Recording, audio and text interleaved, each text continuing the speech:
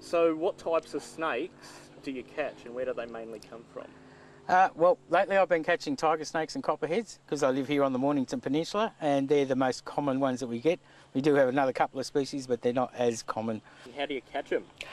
Well, I use my hand and a hook, and what I do is I pick them up by the tail and I use the hook to support their body, and then I pop them into my bag. Okay. So would you say you've been seeing more of them moving around with the heat?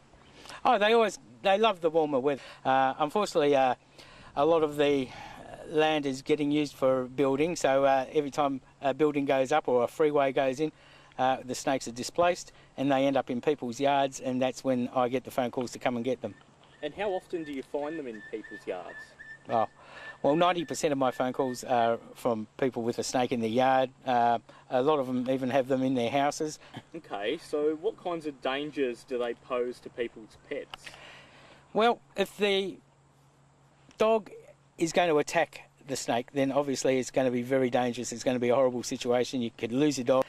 A snake will never attack a dog just out of the blue. Dogs aren't on the menu. The dogs are too big for them, so they're not going to bother trying to attack them. But 9 times out of 10 it's the dog attacking the snake. And if you can train your dog not to attack the snake, then you're saving your dog's life. And you live in an area where it's going to get hot and there's snakes around, then you need to be able to protect that dog and to protect the other wildlife from the dog as well.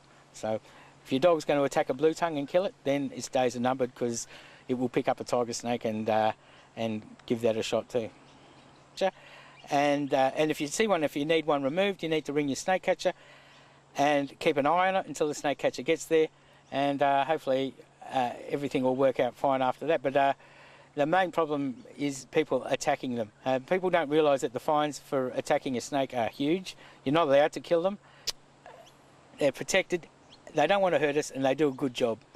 They need to be here. One large tiger snake can be responsible for 1,000 rodent removals. What else?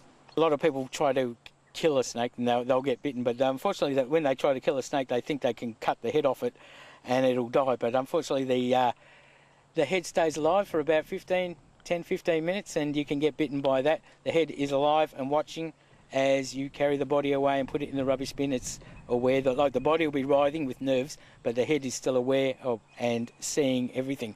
So it can watch as you bend down to pick it up, like it did last year. An old guy in Queensland chopped the head off a snake, bent down to pick it up. It bit him on the wrist, and then it bit him again on the ankle on the way down after he dropped it. That old guy died because he didn't get the proper medical attention in time. He thought, oh, I'm a tough old bugger, I'll ride it out, you know, but it didn't quite work.